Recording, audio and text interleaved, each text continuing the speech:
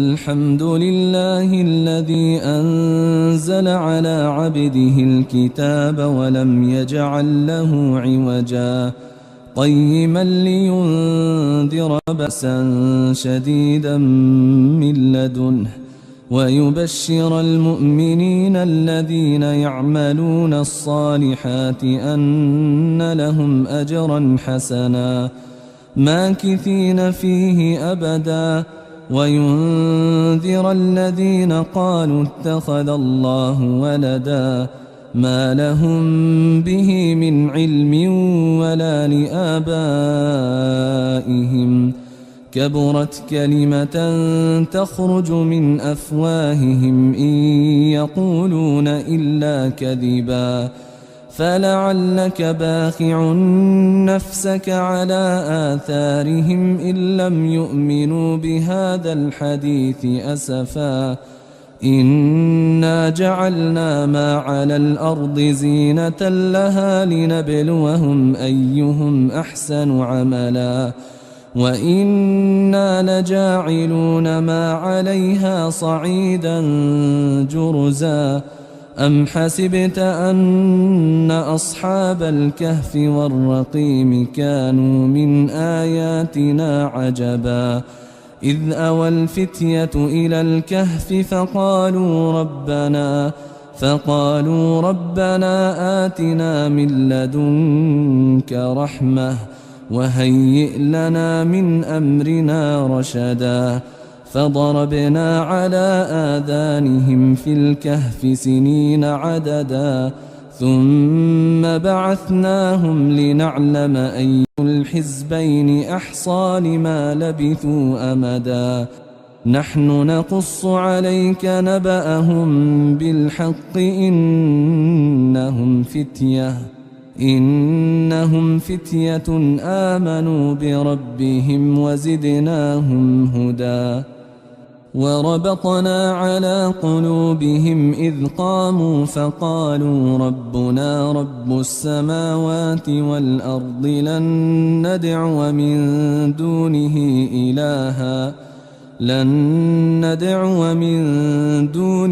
إلها لقد قلنا إذا شططا هؤلاء قومنا اتخذوا من دونه آلهة لولا يأتون عليهم بسلطان بين فمن أظلم ممن افترى على الله كذبا وإذ اعتزلتموهم وما يعبدون إلا الله فأووا إلى الكهف ينشر لكم ربكم من رحمته ويهيئ لكم من أمركم مرفقا وترى الشمس إذا طلعت تزاور عن كهفهم ذات اليمين وإذا غربت تقرضهم ذات الشمال وهم في فجوة منه ذلك من آيات الله من يهد الله فهو المهتد ومن يضلل فلن تجد له وليا مرشدا وتحسبهم أيقاظا وهم رقود ونقلبهم ذات اليمين وذات الشمال وكلبهم باسط ذراعيه بالوصيد لو اطلعت عليهم لوليت منهم فرارا ولملئت منهم رعبا وكذلك بعثناهم ليتساءلوا بينهم قال قائل منهم كم لبثتم قالوا لبثنا يوما أو بعض يوم قالوا ربكم أعلم بما لبثتم فابعثوا أحدكم بورقكم هذه إلى المدينة فلينظر أيها أزكى طعاما فليأتكم برزق منه وليتلطف ولا يشعرن بكم أحدا إنهم إن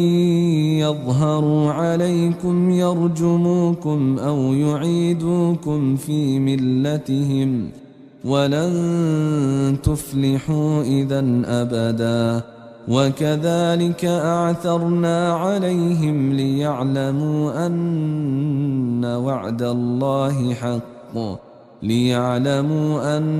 وعد الله حق وأن الساعة لا ريب فيها إذ يتنازعون بينهم أمرهم فقالوا ابنوا عليهم بنيانا ربهم أعلم بهم قال الذين غلبوا على أمرهم لنتخذن عليهم مسجدا سيقولون ثلاثة رابعهم كلبهم ويقولون خمسة سادسهم كلبهم رجما بالغيب ويقولون سبعة وثامنهم كلبهم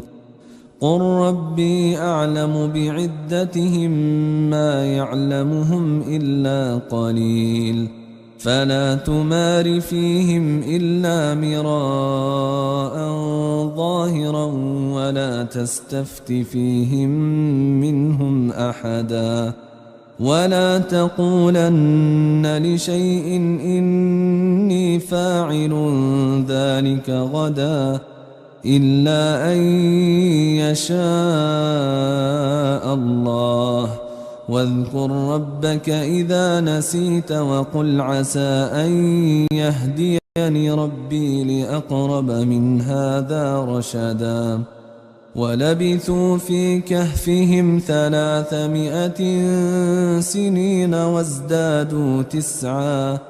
قل الله أعلم بما لبثوا له غيب السماوات والأرض أبصر به وأسمع ما لهم من دونه من ولي ولا يشرك في حكمه أحدا واتل ما أوحي إليك من كتاب ربك لا مبدل لكلماته ولن تجد من دونه ملتحدا واصبر نفسك مع الذين يدعون ربهم بالغداة والعشي يريدون وجهه ولا تعد عيناك عنهم تريد زينة الحياة الدنيا ولا تطع من أغفلنا قلبه عن ذكرنا واتبع هواه وكان أمره فرطا وقل الحق من ربكم فمن شاء فليؤمن ومن شاء فليكفر إنا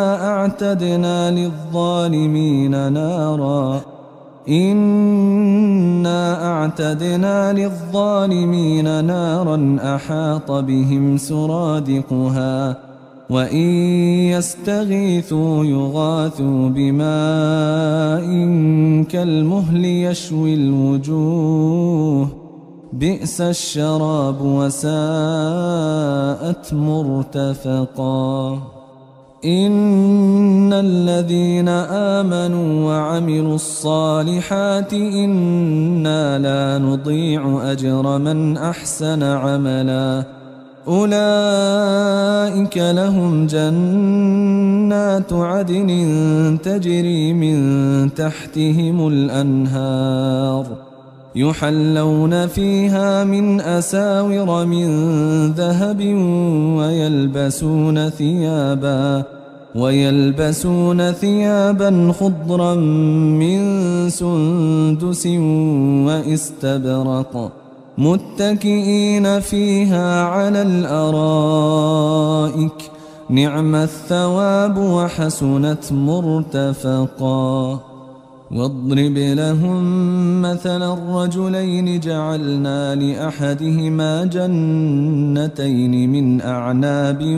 وحففناهما بنخل وجعلنا بينهما زرعا كلتا الجنتين آتت أكلها ولم تظلم منه شيئا وفجرنا خلالهما نهرا وكان له ثمر فقال لصاحبه وهو يحاوره أنا أكثر منك مالا وأعز نفرا ودخل جنته وهو ظالم لنفسه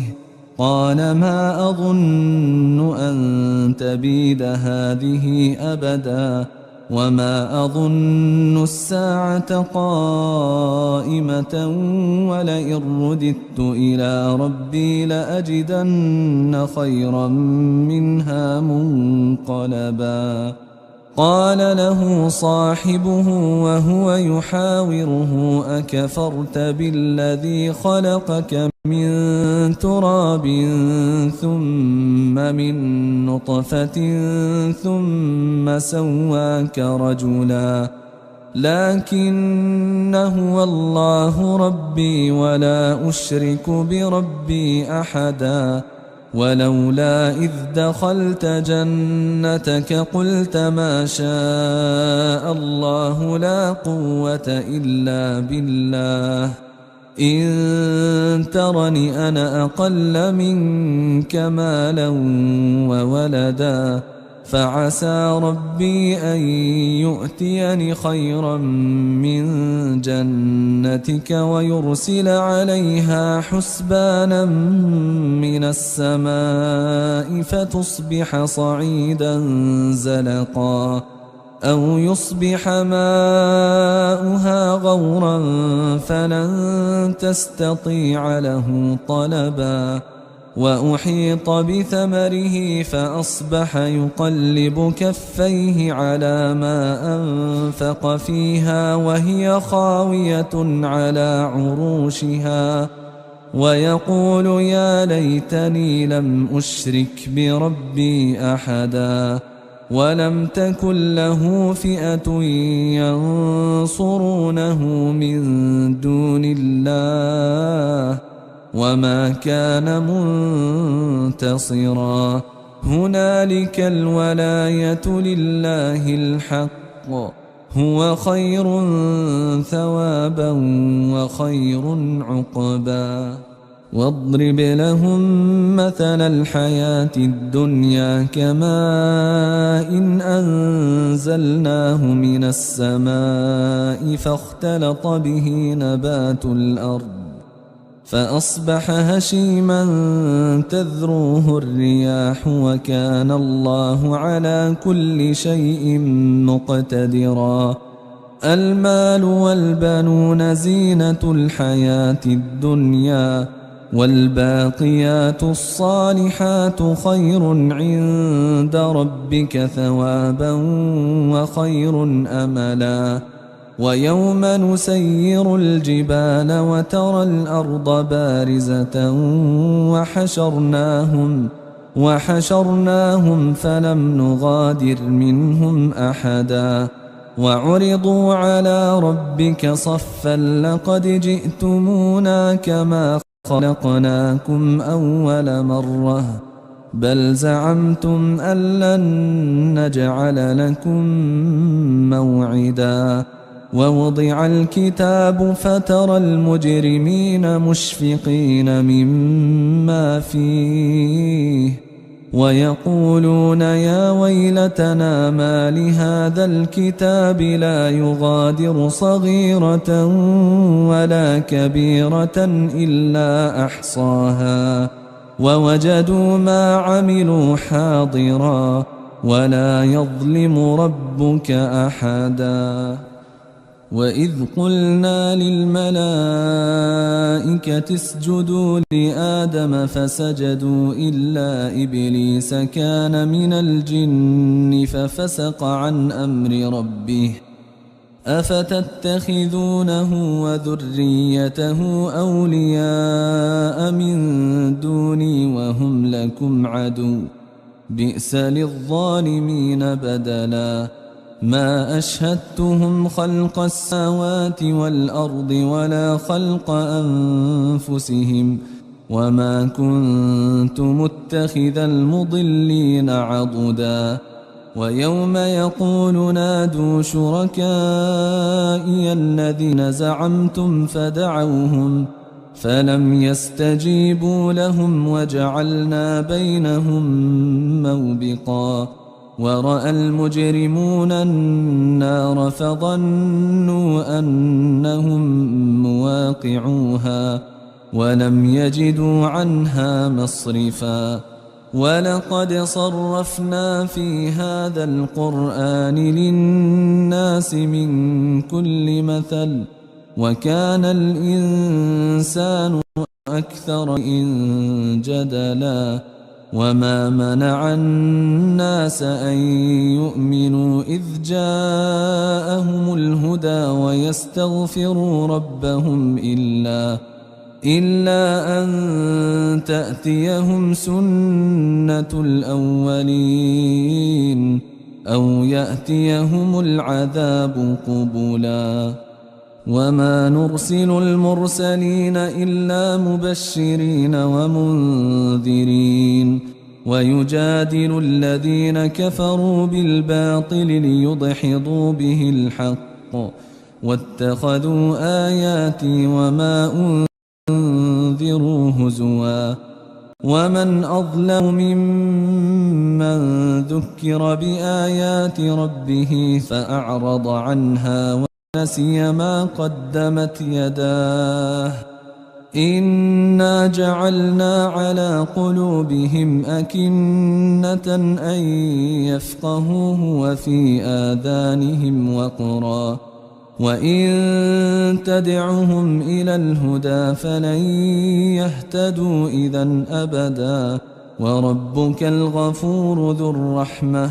لو يؤاخذهم بما كسبوا لعجل لهم العذاب بل لهم موعد لن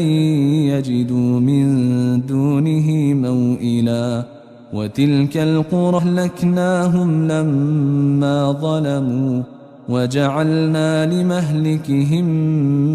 موعدا وإذ قال موسى لفتاه لا أبرح حتى أبلغ مجمع البحرين أو أمضي حقبا فلما بلغا مجمع بينهما نسيا حوتهما فاتخذ سبيله في البحر سربا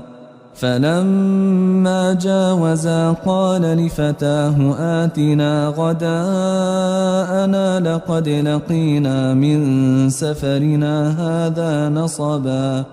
قال أرأيت إذ أوينا إلى الصخرة فإني نسيت الحوت وما أنسانيه إلا الشيطان أن أذكره واتخذ سبيله في البحر عجبا قال ذلك ما كنا نبغ فارتدا على آثارهما قصصا فوجدا عبدا من عبادنا آتيناه رحمة من عندنا وعلمناه من لدنا علما قال له موسى هل أتبعك على أن تعلمني مما علمت رشدا قال إنك لن تستطيع معي صبرا وكيف تصبر على ما لم تحط به خبرا قال ستجدني إن شاء الله صابرا ولا أعصي لك أمرا قال فإن اتبعتني فلا تسألني عن شيء حتى أحدث لك منه ذكرا. فانطلقا حتى إذا ركبا في السفينة خرقها قال أخرقتها لتغرق أهلها لقد جئت شيئا إمرا. قال ألم أقل إنك لن تستطيع معي صبرا. قال لا تؤاخذني بما نسيت ولا ترهقني من أمري عسرا. فانطلقا حتى إذا لقيا غلاما فقتله قال أقتلت نفسا زكية بغير نفس لقد جئت شيئا نكرا. قال ألم أقل لك إنك لن تستطيع معي صبرا. قال إن سألتك عن شيء بعدها فلا تصاحبني قد بلغت من لدني عذرا. فانطلقتا إذا أتيا أهل قرية استطعما أهلها فأبوا أن يضيفوهما فوجدا فيها جدارا يريد أن ينقض فأقامه قال لو شئت لاتخذت عليه أجرا. قال هذا فراق بيني وبينك سأنبئك بتأويل ما لم تستطع عليه صبرا. أما السفينة فكانت لمساكين يعملون في البحر فأردت أن أعيبها وكان وراءهم ملك يأخذ كل سفينة غصبا. وأما الغلام فكان أبواه مؤمنين فخشينا أن يرهقهما طغيانا وكفرا فأردنا أن يبدلهما ربهما خيرا منه زكاة وأقرب رحما. وأما الجدار فكان لغلامين يتيمين في المدينة وكان تحته كنز لهما وكان أبوهما صالحا فأراد ربك أن يبلغا أشدهما ويستخرجا كنزهما رحمة من ربك وما فعلته عن أمري ذلك تأويل ما لم تسطع عليه صبرا. ويسألونك عن ذي القرنين قل سأتلو عليكم منه ذكرا. إنا مكنا له في الأرض وآتيناه من كل شيء سببا فأتبع سببا حتى إذا بلغ مغرب الشمس وجدها تغرب في عين حمئة ووجد عندها قوما قلنا يا ذا القرنين إما أن تعذب وإما أن تتخذ فيهم حسنا. قال أما من ظلم فسوف نعذبه ثم يرد إلى ربه فيعذبه عذابا نكرا. وأما من آمن وعمل صالحا فله جزاء الحسنى وسنقول له من أمرنا يسرا. ثم أتبع سببا حتى إذا بلغ مطلع الشمس وجدها تطلع على قوم لم نجعل لهم من دونها سترا. كذلك وقد أحطنا بما لديه خبرا. ثم أتبع سببا حتى إذا بلغ بين السدين وجد من قوم يفقهون قولا قالوا يا ذا القرنين إن يأجوج ومأجوج مفسدون في الأرض فهل نجعل لك خرجا على أن تجعل بيننا وبينهم سدا قال ما مكني فيه ربي خير فأعينوني بقوة أجعل بينكم وبينهم ردما آتوني زبر الحديد حتى إذا ساوى بين الصدفين قال انفروا حتى إذا جعله نارا قال آتوني أفرغ عليه قطرا فما استطاعوا أن يظهروه وما استطاعوا له نقبا قال هذا رحمة من ربي فإذا جاء وعد ربي جعله دكاء وكان وعد ربي حقا وتركنا بعضهم يومئذ يموج في بعض ونفخ في الصور فجمعناهم جمعا وعرضنا جهنم يومئذ للكافرين عرضا الذين كانت أعينهم في غطاء عن ذكري وكانوا لا يستطيعون سمعا أفحسب الذين كفروا أن يتخذوا عبادي من دوني أولياء إنا أعتدنا جهنم للكافرين نزلا قل هل ننبئكم بالأخسرين أعمالا الذين ضل سعيهم في الحياة الدنيا وهم يحسبون أنهم يحسنون صنعا أولئك الذين كفروا بآيات ربهم ولقائه فحبطت أعمالهم فلا نقيم لهم يوم القيامة وزنا ذلك جزاؤهم جهنم بما كفروا واتخذوا آياتي ورسلي هزوا إن الذين آمنوا وعملوا الصالحات كانت لهم جنات الفردوس نزلا خالدين فيها لا يبغون عنها حولا قل لو كان البحر مدادا لكلمات ربي لنفد البحر قبل أن تنفد كلمات ربي ولو جئنا بمثله مددا قل إنما أنا بشر مثلكم يوحى إلي أنما إلهكم إله واحد